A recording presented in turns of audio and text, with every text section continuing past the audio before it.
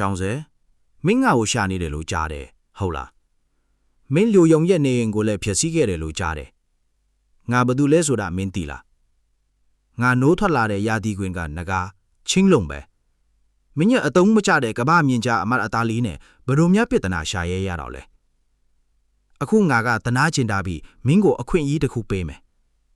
မင်းငါရှေ့မှာဒူးထောက်ပြီးခေါင်းနဲ့100လောက်တိုက်ပြီးကနို့မယ်ပြီးရင်ငါရဲ့သားရည်ဖနာတွေကိုပြောင်းစင်အောင်ရှာနိုင်လက်ပေးမယ်ဆိုရင်မင်းကိုလွှတ်ပေးဖို့နဲ့အရင်ကကိစ္စတွေခွင့်လွှတ်ပေးဖို့ငါစဉ်းစားပေးမယ်ပြောလို့မှမဆုံးသေးဘူးလီလီဟာခုခံလို့မရတဲ့အားတစ်ခုကသူ့ကိုရိုက်ခတ်သွားတယ်လို့ခံစားလိုက်ရပြီးမီတာဆေးကြောအထိလွင့်ထွက်သွားခဲ့တယ်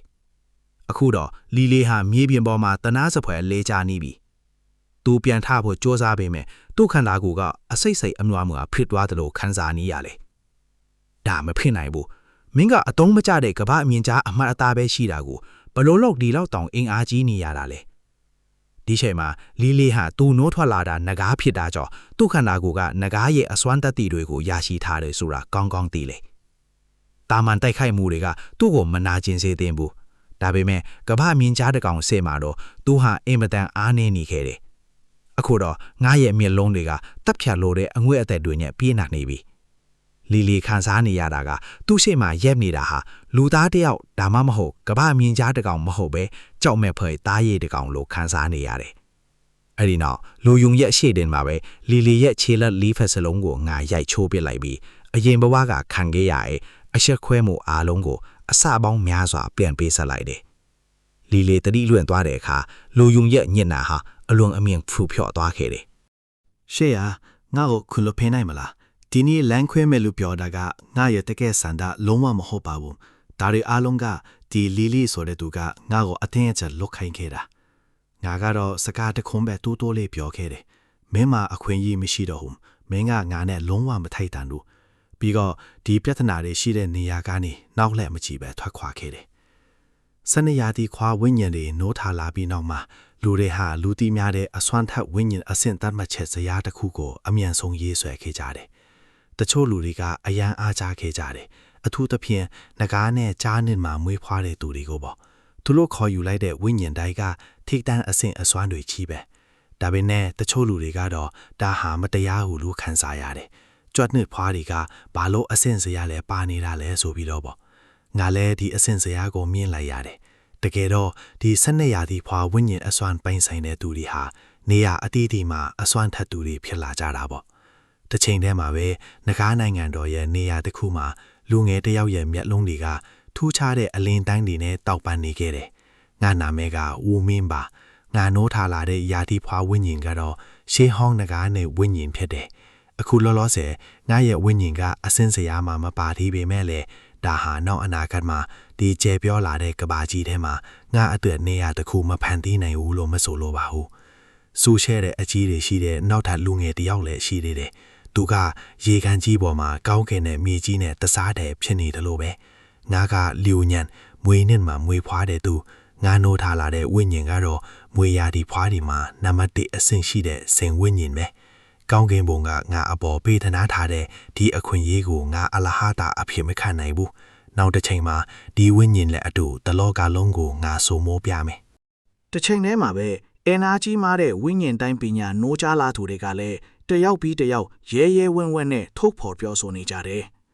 ဒါပေမဲ့အခုချိန်မှာငါတယောက်တည်းကသာကောင်းကင်ကိုဆန့်ကျင်နိုင်တဲ့လုံးဝဥဆောင်အစွမ်းထက်သူဖြစ်နေပြီဆိုတာငါတယောက်ပဲသိတယ်ကဘာပေါ်ကလူတွေငါရဲ့ဝိညာဉ်တိုင်းပညာမှာမြင်းချအပြင်ရှေးဟောင်းသားရဲ့ကြီး9កောင်လဲရှိနေတာကိုသိသွားရင်သူတို့တွေဘယ်လောက်တောင်အံ့သွားမလဲဆိုတာမသိနိုင်ဘူးဝိညာဉ်တိုင်းပညာနှစ်မျိုးပိုင်ဆိုင်တဲ့တခြားအစွမ်းထက်သူတွေလည်းပေါ်ထွက်လာကြတယ်ဒါပေမဲ့သွေးသစ္စာစာချုပ်ချုပ်ဆိုပြီးဒုတိယဝိညာဉ်တိုင်းပညာကိုနိုးကြားစေနိုင်တယ်ဆိုတာသိတဲ့အချိန်မှာတော့အချိန်နှောင်းထွားပြီဘယ်တာမန်လူကမှယာကြီးကွင်ပုံရိပ်တွေပေါ်မှာသူတို့ရဲ့မွေးတက်ကရစ်နဲ့နာမည်တွေကိုအပျော်တတ်ရှောက်ရေးမှာမဟုတ်ဘူးလေအဲ့ဒီအချိန်မှာပဲငါရဲ့အရေးအနည်းဆုံးသူငယ်ချင်းကြောက်နံကငါစီရောက်လာပြီးသူ့အစွမ်းကိုကြွားလုံးထုတ်နေတယ်ငါရဲ့ဝိညာဉ်တိုင်းပညာကနာမည်ကျော်အတောင်ပန်ပါတဲ့အမွေကွာ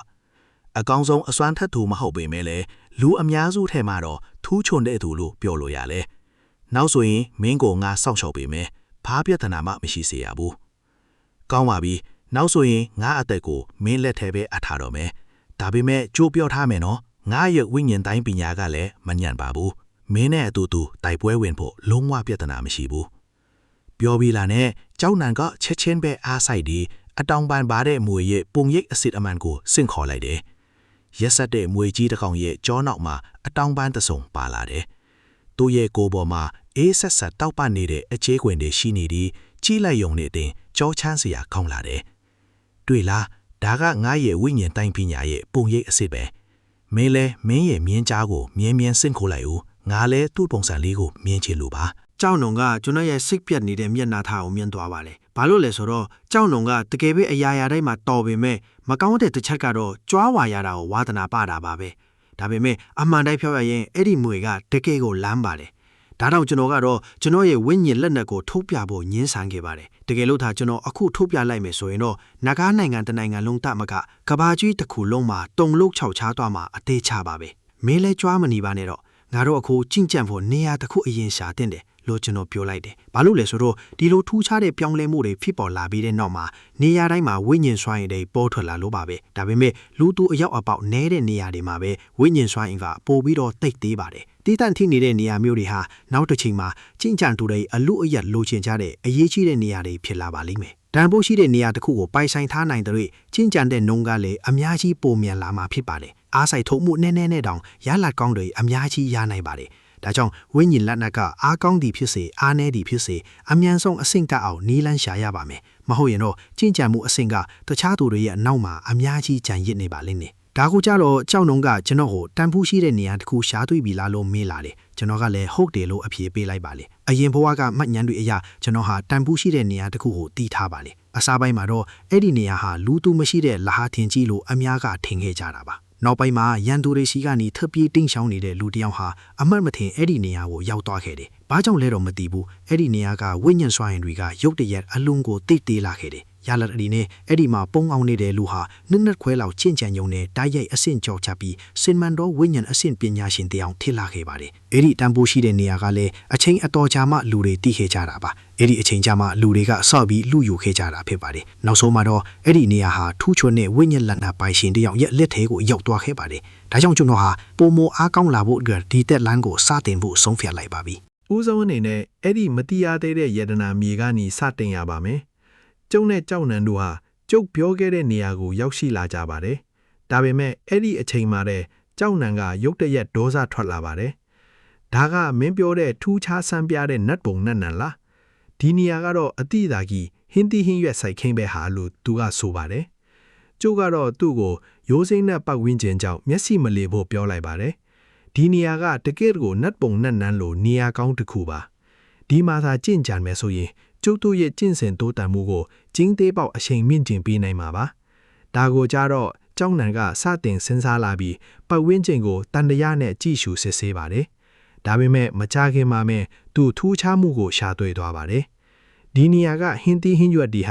နှစ်နဲ့ချီပြီးလူသူပြုစုဆောင်ရှောက်မှုမရှိဘဲနဲ့ဒီလောက်တောင်တန်ဆွမ်းဝေစာနေနိုင်တာပါ။ပြီးတော့ဒီကအင်းဆက်ပိုးမွားတွေကလည်းအရင်ကထက်အများကြီးပိုပြီးထွားချိုင်းတန်မာနေကြပါတယ်။ရုတ်တရက်ကြောက်မတ်ဖွေကောင်းတဲ့ဟင်းတန်တစ်ခုထွက်ပေါ်လာပါတယ်။သွားရည်တွေတဆက်ဆက်ကြားနေတဲ့မီးတောက်ပြဝမ်းပလွေတကောင်ဟာကြောက်နံကိုစတင်တိုက်ခိုက်လာတာကိုတွေ့လိုက်ရပါတယ်။ဒါကိုမြင်တော့လက်တွေ့တိုက်ပွဲအတွေ့အကြုံမရှိတဲ့သူဟ